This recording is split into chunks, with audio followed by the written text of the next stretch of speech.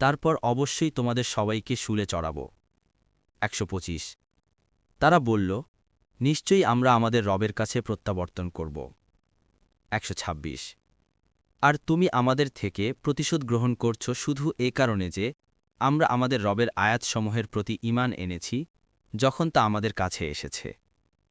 হে আমাদের রব, আমাদেরকে পরিপূর্ণ ধৈর্য দান করুন এবং মুসলিম হিসেবে আমাদেরকে মৃত্যু দান করুন। 127 আর ফিরাউনের কওমের সভাসদগণ বলল, আপনি কি মূসা ও তার কওমকে ছেড়ে দেবেন যাতে তারা জমিনে ফাসাদ করে এবং আপনাকে ও আপনার উপাস্যগুলোকে বর্জন করে? সে বলল, আমরা অতি সত্বর তাদের ছেলেদেরকে হত্যা করব আর মেয়েদেরকে জীবিত রাখব। আর নিশ্চয়ই আমরা তাদের উপর ক্ষমতাবান। 128 মূসা তার কওমকে বলল, আল্লাহ কাছে সাহায্য চাও এবং ধৈর্য ধারণ করো।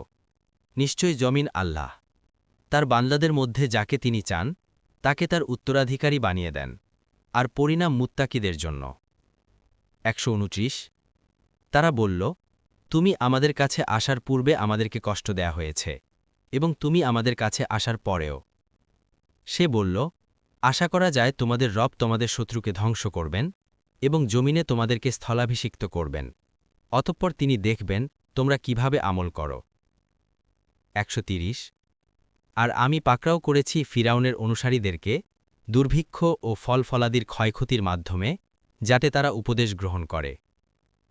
131 অতঃপর যখন তাদের কাছে কল্যাণ আসত তখন তারা বলত, এটা আমাদের জন্য।